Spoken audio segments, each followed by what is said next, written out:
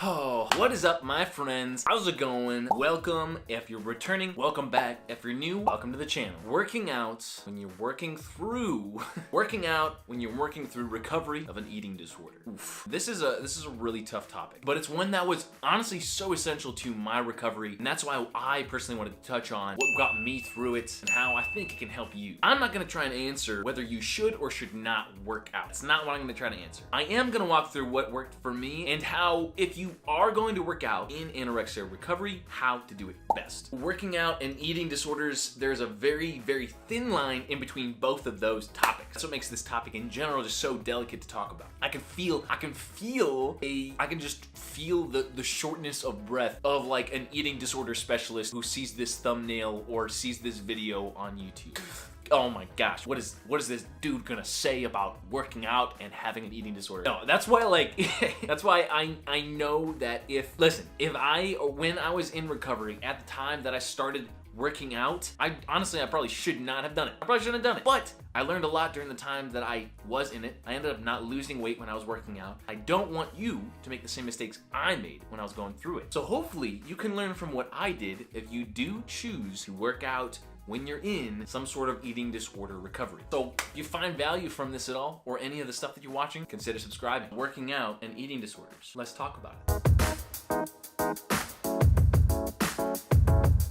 Also, I feel like this wall's looking a lot better. That plant's dying, but you know, it's whatever. Tip number 1, exercise will not change who you are. At the end of the day, you might become bigger, faster, stronger, whatever. But at the end of the day, you will still be yourself, regardless of how your physical appearance changes. You could even move to, let's say you move to somewhere else from where you are now. Like right now, take yourself wherever you're at, whatever you're dealing with, and just displace yourself. Let's say you're in Ohio and you move to Georgia. Guess what? You're still you. Nothing else has changed other than the location that you're in. Moving, just like lifting weights, may be able to help you work past something else in a new way. It'll be one leg of many that helps you get past some of those barriers that are preventing you from fully recovering. In the end, you can't rely on lifting weights to change everything, to change who you are. Come into working out with the right mindset. So what do I mean by having the right mindset? You gotta ask yourself some honest questions and you gotta give honest answers. So ask yourself, why do you want to work out? Who are you doing it for? Are you doing it for somebody else? Are you doing it for yourself? How do you view exercise? Again, being completely honest with yourself. Do you view it as an unhealthy obsession? Or do you view it as something that can fuel your body to help you get to the next level? Always being aware that working out can take the place of your food obsession. Another tip is to have a plan. During my time, I quickly realized that having a workout plan, having a plan that others have gone through that actually works, really helps me keep track to make sure that I'm actually making progress. So before I didn't have a plan, I didn't have things written down, I didn't keep track of my goals, and I just stayed in the same spot over and over and over again. That's really what kept me in the same spot, was not having a goal to work towards. So have a nutrition plan specifically for working out. Have a workout plan, have a weight goal, all things that you can work towards. Another tip, this has to do with mindset again, to tell yourself over and over and over again, the exercise is not a punishment for something that you ate, but it is a celebration of what the body can do. I would say that once that switch flipped, that was probably one of the biggest things that really helped me start working out in a better way. And I think if you go into it intentionally reminding yourself that working out is that it is a celebration of what the body can do. If you hold yourself back, like if you're working out as a punishment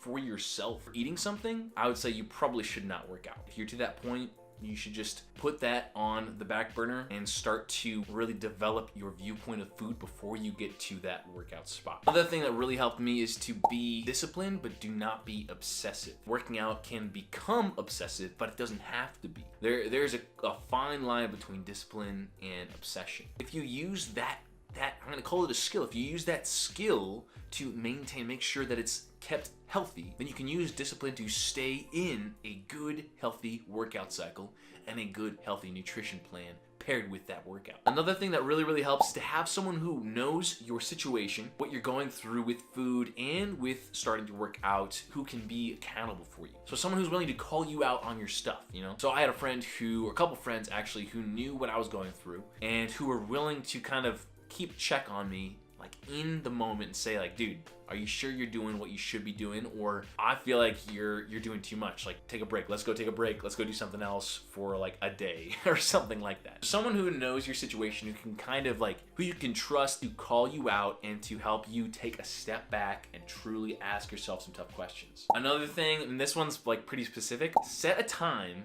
and stick to it. What does that mean? Well, so if I just went into the gym and just left the amount of time that I would spend in the gym open-ended, I would spend 2 hours in the gym. And when you're going through recovery, you should not be spending that much time in the gym. You just should not be. So set a specific amount of time that you will stay in the gym and that you're out by. So something like 45 minutes. That's just an example, but like set something like a 45-minute time limit. So you're like, I'm in the gym and I'm out in 45 minutes. And that's it. This next one is this is just me talking, all right? Generally, when I'm talking about working out, cardio, like pure cardio, mixed with eating disorder recovery, typically does not pair very well. I myself have been through it, and I've seen other people and other friends specifically who there's this obsession that comes with cardio, with running, that really makes recovery extremely difficult. And the primary goal again in all of this is recovery. Like that's number one right now. And if cardio is gonna get in the way,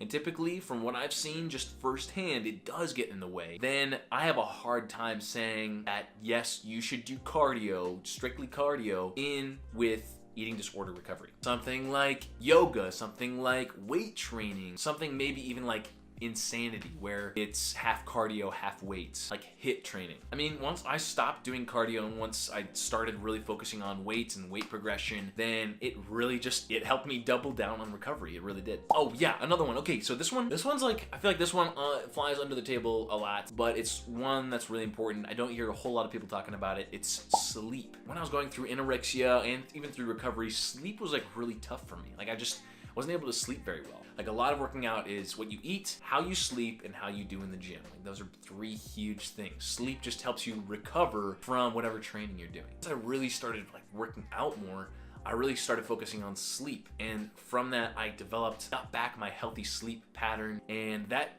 then bled into improvements in the gym and also improvements mentally, which then led into improvements with my eating disorder recovery. Another thing, and this also comes from outside of the eating disorder world, talking about fitness specifically, it's 80% what you eat and 20% exercise. Working out is a lot of what you eat. Now, when you pair that 80-20 rule with then an eating disorder, then you see how important it is to have a solid nutrition plan. So if you're going through an eating disorder recovery, the eating plan that typically comes with it is here. But if you then choose to like work out, it's gotta be here or here or here. All of those, just like through the ceiling, through the roof. Oh, thank you all so much for being here. Thanks so much for watching this video on working out in recovery. I'm so curious what you think. If you're working out right now in recovery or you want to, let me know what your thoughts are on all of that. Let me know down below or shoot me a DM on Instagram. I'd love to personally hear from you, hear your story, wherever you're at. And you know, I did another vid, put it down here somewhere. I did a food challenge where I ate what I ate in recovery. It was about 4,000 calories a day. And so if you want to see that, go right here. And if you want to see my full anorexia story, go here. Both of those are just, you know, some other vid options for you to play around with. Thank you so much again for being here. Stay strong, folks. I'll see you in the next vid.